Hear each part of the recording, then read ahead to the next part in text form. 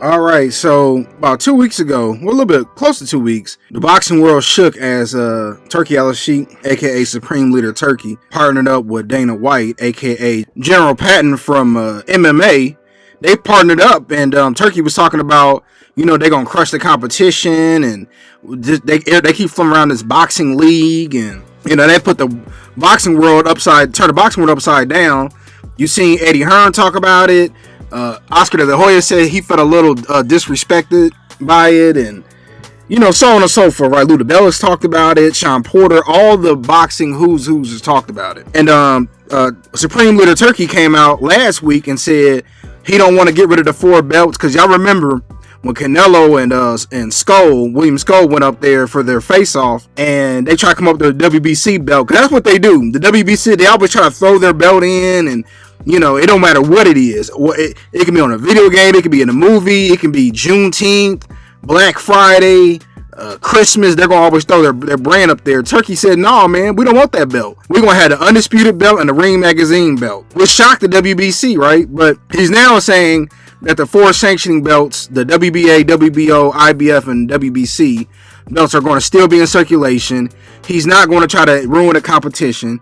Dana White has come out and said that, he's going to build it basically a grassroots from the ground up to start kind of like similar to what he did to UFC. And the thing about UFC that got people concerned is they don't pay the fighters like how boxers get paid. Yeah, you got some Joe Schmoes in boxing not making that much money, but people like a Floyd Mayweather or a Mike Tyson in his prime, Evander Holyfield, they're making $25-30 million a fight. But with Dana White, they might be lucky to make $2-3 million. And if we talking about a $4 or $5 million pay-per-view, Floyd made $100-something million to fight against Conor McGregor, and I think Conor McGregor made anywhere between $50 and $100 million. So you got people kind of concerned, but this is what I have to say, right? This is just my opinion. This is Lucas Media opinion. I personally feel like what they're going to do, every fight that you're going to see, all the fantasy fights that we've been talking about, we're going to start seeing those fights. And once it's over with that, then there's going to be no more competition left. I do think the 4 belts are going to be, they're going to be considered lower tier. When you walk around the WBC belt, everybody meant the green belt meant something. It's not going to mean nothing no more. That Undisputed belt, that Ring Magazine Undisputed belt was going to be the creme de la creme. Then you probably have to have all 4 belts, or you probably have to fight for Undisputed to get that belt. So now before, you like a Tim Bradley, he the WBO champion, he like, oh, I don't want any other belts, I don't want to pay no sanctioning fees. But now everybody's going to be gunning for that Ring Magazine belt or Undisputed belt, which means you have to have all 4 belts to even be crowned that. According to Blue Blood Sports TV, he's saying that the Saudis are investing $27 billion into TKO, which owns the UFC and WWE, to get their boxing started. Let me tell you something. $27 billion in cash is going to be over. I don't care what other promotional companies come out. They will not eclipse what they're going to do, because they're going to throw around so much money to squeeze out the competition. And honestly, boxing did it to themselves. They got too greedy. They got too greedy with us. We've been crying and complaining, and one of the reasons why I started this channel for years and years and years about fighting for Undisputed, and why Gervonta not fighting this person, why Floyd was never Undisputed, and we want to see a heavyweight champion. They screwed us over. Boxing screwed us over with the Anthony Joshua Deontay Wilder fight, and they tried to push that out 7 to 8 years. It's over. Turki saw all of that. They know they know the oil gonna run out at some point. They trying to take over. They already bought the PGA. Do y'all not understand that? They bought golf. You don't think they coming for boxing? And people talking about we're going to still put on fights? Sure, it's not going to be the same. They talking about they coming out with merchandise and video games. And man, they about to squeeze the competition dry. When you get a check like that, $27 billion. You remember when Eddie Hearn got that $1 billion check from DAZN? And it didn't necessarily work out like how it did. He tried to come to the States. And listen, man, Turki had partnered up with Dana White, a.k.a.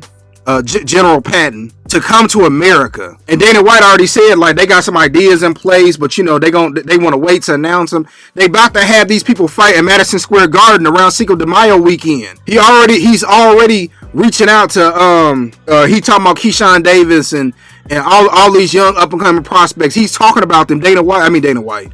Turki, he's about to start taking everybody. And then when all them people, win and retire, TKO is going to be the one to remain. I'm sorry, they are. Now, will there be other couple? Will Golden Boy be out there? Sure. But I'm telling you, unless they can come up, the only way it's going to work, PBC, Golden Boy, I heard Top Rank is now run by TKO. They're going to have to partner up. But that motto, I'm across the street and let me clean up my side, and I'm not going to fight because you're not on HBO, or I'm not going to fight because you're not on Showtime. It's over, man. It's over. They have gotten so greedy, the suits, that they have drugged boxing into the ground. I have been coming on here for years and saying that boxing used to be the #1 sport. They about to bring it back. They got $27 billion. You don't think they don't think they can make $100 billion? That's the only way they pumping that money. They know that this is what fans want to see. Dana White already came out and said, "Oh, we're going to get rid of the whole. Oh, if you took a loss and your record is tarnished." Listen, man, they coming, man. I'm sorry, they coming. The PBC, it's going to probably be over for them unless they get a deal with Netflix or something. But that whole Amazon thing, it ain't working out, man. They're not putting on enough cards. Again, they're not cross-promoting, or the ones you have, they're more like the throwaway fighters, you know. But listen, man, the big wigs, they did it to themselves. Now, listen, I was a fan of Al Heyman. You know, I like the fact that Al was paying his fighters, but they wasn't cross-promoting, man. Top Rank, they wasn't cross-promoting. Matchroom wasn't cross-promoting. Queensberry wasn't cross-promoting like that. Everybody was on all these different networks and all of this, and you were sitting there telling the fans, oh, I remember when Keith Thurman got mad because people wanted to see him finally fight somebody when he had WBA and WBC belt at 147 pounds. Oh, you don't know what you're talking about. You know what you're talking about. When Keith Thurman was arguing with Sean Porter, it's on YouTube. A fan ran up on Keith Thurman and was clowning him. And Keith Thurman pretty much told the fans, you don't know what you're talking about. But now look what did happen.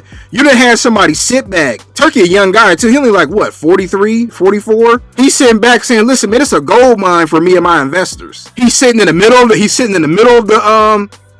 the fight. You notice that he sits in the middle, or he got Cristiano Ronaldo on the left side and Conor McGregor on the right side, and all. Man, listen, man, it's about to be over unless these other promotional companies can stick together. But you partnered up with Dana White, who was arguably one of the greatest promoters of all time, outside of Don King, maybe Tex Rickard.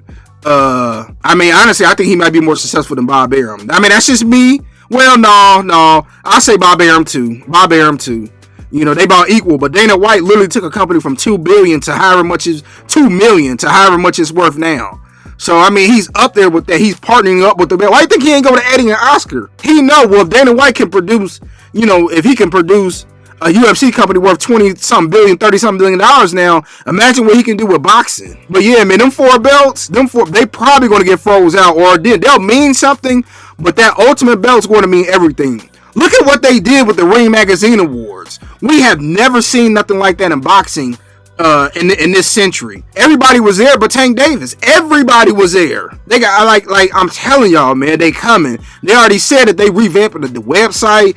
Ring Magazine have always been considered the Bible of boxing. It's about to be over, man. Like, unless they stick together. But we'll see, man. Either you gonna get with the program or you gonna be obsolete. But that's the thing, man. Sometimes people gotta stop. You gotta stop being so greedy. You know, these promoters, man. I personally think the final nail in the coffin was when they screwed us over with that AJ and Wilder fight. And the reason why I'll never be able to respect boxing as much as I used to is because you had 2 guys undefeated, could have fought for undisputed in 2018 or early 2019, and yet you got people playing around. You know, they say it was Al Heyman fault. They say it was Eddie Hearn fault, and you got AJ talking about, I don't want to sell my soul for $50 million. All of that going on while Turkey about to get over there plotting and scheming. And the reason why I call him supreme leader of boxing Turkey is because that's what he's about to be. I just want to get my quick thoughts about it. Tell me what y'all think.